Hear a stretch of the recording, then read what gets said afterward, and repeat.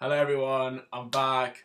I'm sorry I haven't been posting the past few weeks, but I just saw that the games against Udinese and Parma were so one-sided that it would have just been really difficult for me to post a decent length, interesting video about them.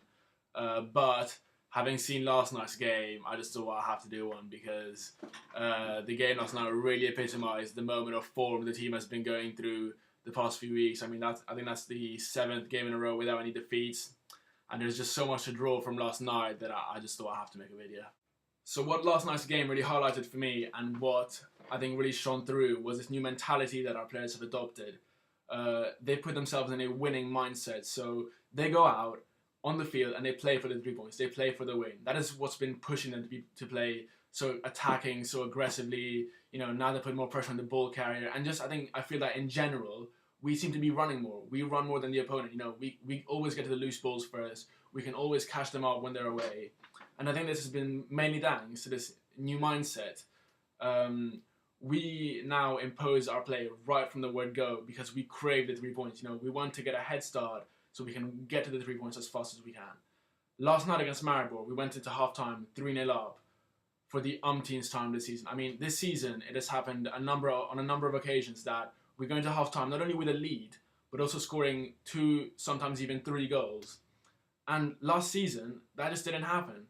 Under Reya, what would happen? What would happen is this. We would go on the field and maybe, just loll around our half for the first 20, 30 minutes, just let the opponents have the ball, let them do whatever they wanted, let them score 2 or 3 goals if they wanted to. That is a losing mentality. That is why last season we would always concede first. We were the team that conceded the most goals in the first 50 minutes of the game. You can't be ambitious if those are your stats. You can't always concede first. You can't concede at the start of the game.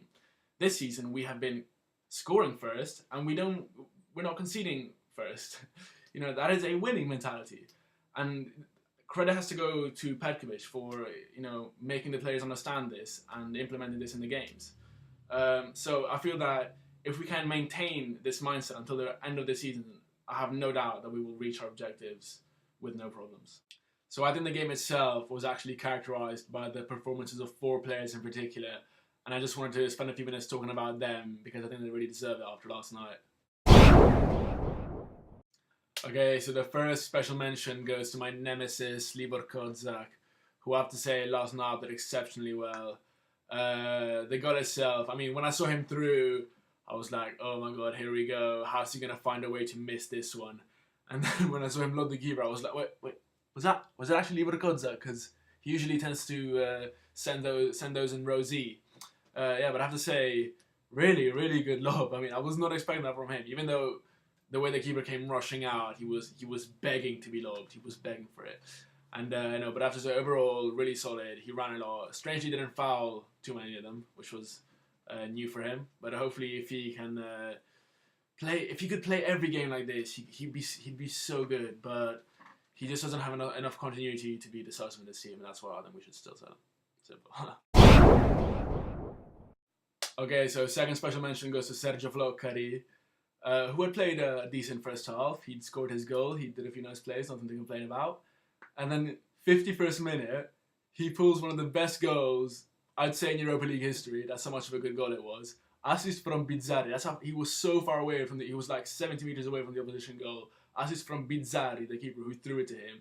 Puts it under control, puts himself in 5th gear, and then just zooms the whole pitch, like juggernauts his way past 3 defenders. He nutmegs the last guy and he finesses it around the keeper. Man, it was a sick goal. It was a sick goal. I went nuts when he scored it. So maybe like last night we actually found the solution to the problems we have when Klose is missing. Because Kozak and Floccari, I have to say, complement each other really well. Because Kozak, I think he's bigger, he's more of a target man, and he plays better on the offside line.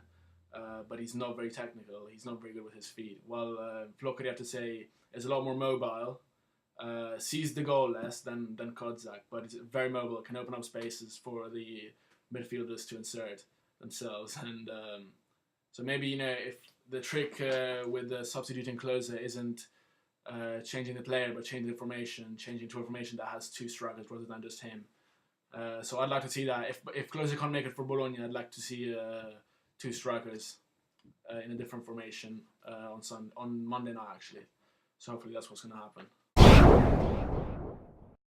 Okay, so third special mention goes to Luis Pedro Cavanda, who played well last night, but this is more recognition for the past 3 or 4 games where he's been fantastic. At the right back position, I still prefer Kunku over him, but Kunku is obviously really prone to injury, and if he stays out for too long, he can say bye-bye to his place as a starter because Cavanda's been playing so well the past few days, well, the past few games actually. So he's better hurry up and get back in because Cavanda is on the rise. He's only 21. He's about to turn 22, I think. So really young. He runs a lot, up and down the whole game, up and down, up and down, up and down. The only problem I have with him is that sometimes he takes too long to pass the ball. Sometimes he takes that extra second to figure out the pass. And unfortunately, in Italy, if you take a second too long, you'll have an extra two players on you trying to get the ball off you, and he always seems to lose it when he has more than one player marking him. So yeah, the only criticism I have is that he takes too long to pass. Apart from that, a really good prospect for the future.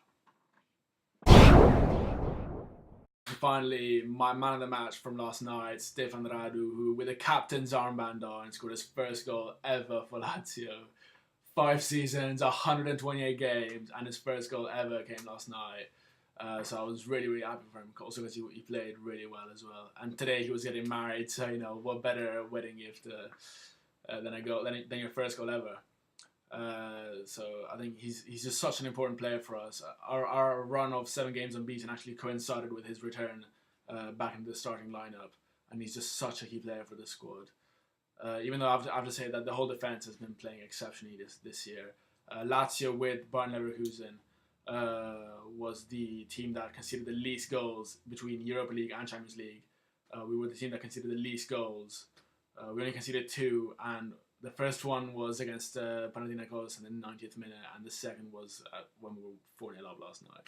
So, the stats say that we have the best defense in Europe, along with Bayern Leverkusen. So, credit to all the defenders, but Radu especially because he's been exceptional.